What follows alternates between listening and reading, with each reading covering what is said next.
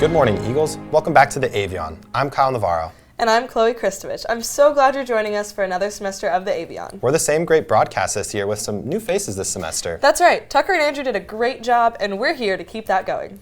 So, Chloe, how are the first couple weeks of classes? They've been pretty good. You know, not too much to complain about, but still challenging enough to keep me interested. How have your classes been? Definitely busy. I'm a fourth-year engineering student, so it's a lot, but I'm looking forward to what the semester has to offer for me. Well, that's good to hear. Kyle, you mentioned we have some new faces this semester, so let's hear from Dominic. That's right. I think we've got some exciting stuff coming up. I heard Activities Fair is right around the corner. Dominic, over to you. Thanks, Kyle. This week brings us to an exciting time on campus, the annual Activities Fair. Make sure to get out to the Connolly Quad this Tuesday, Wednesday, and Thursday from 9 a.m. to 2 p.m. to see all the exciting clubs, SGA, and other student-led organizations that Embry-Riddle has to offer and see how you can get involved. I know I will definitely be checking out a few booths myself. Also happening around campus this week, flying season is really getting underway with Boeing Week, running from September 19th to the 23rd.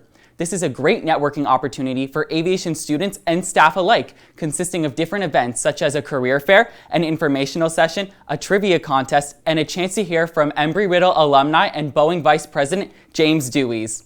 Lastly, this Friday from 5 to 7, there will be a Skyline Social with music featuring the Transformers. This is a great way to get out on campus, make some new friends, and earn yourself some bonus bucks, which can be redeemed at the end of the semester. Well, Eagles, that about wraps up some of your main events going on around campus this week. I hope you all have an amazing rest of your day. Now back to Chloe and Kyle at the desk. Thanks, Dominic. I know I'm in the hunt for those bonus bucks, and we'll be checking out the Skyline Socials coming up. Me too. It sounds like a lot of fun, and I bet our athletes are having fun too. So let's hear from another new face, David, about what's going on in the world of sports. Hello, I'm rookie sports reporter David Allgood with this week's latest news on athletics. Jumping right into the latest happenings at Embry-Riddle, the men's soccer team tallied 4 goals in their first win of the season against Spring Hill.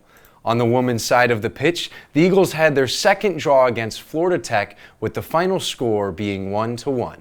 For an athlete shout-out of the week, Tanner Rosalino set the men's cross-country record in the 6-kilometer run with a blistering time of 18 minutes and 56 seconds. In other news, the NFL season kicked off with the surprising upset as the Detroit Lions defeated the defending Super Bowl champions, the Kansas City Chiefs, in Arrowhead. This has been your weekly sports update from David Allgood, and remember, it's a great day to have a great day. Thanks, David. Being from Jacksonville, I'm sure I'll be tuning in and rooting for the Jags this Sunday. Well, as much as I love talking about football, let's bring it back to campus. I hear Salim has got some interesting news of what's happening in our satellite industry, which is pretty close to campus. Hey there, Eagles. It looks like space racers got in a brand new contender as Japan proved to be the 5th country in the world to head to the moon. According to the Japan Aerospace Exploration Agency, or JAXA for short, the H-2A rocket launched on Thursday, December 7th, and started its journey to reach the moon.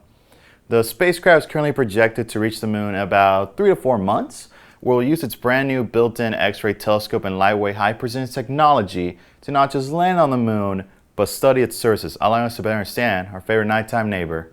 Here's hoping the lunar lander finds itself on a safe journey, and as always, for more news about technology, science, or engineering, make sure to follow the Avion.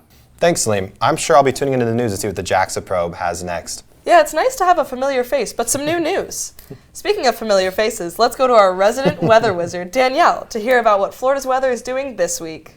What's going on, Eagles? I'm Danielle Van Pelt, one of your amazing broadcast meteorologists here on the show. We got a lot of different temperatures across the national board this Monday morning. 45 in Minneapolis, all the way down here in Seattle, 54. And if we bring things back down south to home, Daytona Beach, 75. You may be wondering, Danielle, when am I going to start to see those fall-like conditions, right? Autumn, where the leaves are turning orange and I can start bobbing for apples or whatever you may be doing. Well, we don't necessarily see those leaves turning orange down here in Daytona Beach like we do in the New England area. This is the place to do it. But still, our temperatures should start to be decreasing by mid to late October, slightly. Right about now, 75 with clouds in the sky, big theme for the week, okay? Visibility is 6 statute miles for those pilots out there. Dew point is 70, so we may start to see some rain later this afternoon. Scattered showers, nothing serious. yet. We'll get into that. Normally for around this time of the season, high is 87, the low is 73. We're pretty on par with the normal, right? Right now it's about 75, but as the day progresses, temperature is going to be increasing, and that's the big story for the week too. Feels like temperatures should be well into the upper 80s and lower 90s, so make sure you are staying hydrated still, okay? When it comes to the moisture, the rain, the clouds, big trend. This graphic is a beautiful graphic showing Monday through Wednesday. We're going to see a lot of cloud coverage, scattered showers, mostly mid to late afternoon on each day. That's mostly the main story for Thursday and Friday as well. We may have a break on Sunday, so if you are craving to go to the beach, that may be the day to do so. But a big picture for all across the board. We got our highs, our lows, and the rain. Lows are ranging from the low to mid 70s, and our highs are all across the place with the highs in the 70s, highs in the 80s, mid to lows, 80s, 70s, all across the board. Crazy temperatures there. But what we want to pay attention to, of course, is the rain. Thursday through Saturday, we're watching closely. 60% on Thursday, 50% on Friday. Saturday, it starts to go down a little bit, but still lots of thunder roaring on that day. So honestly, Kyle and Chloe, it's going to be a rainy week, so make sure you are packing those umbrellas just in case.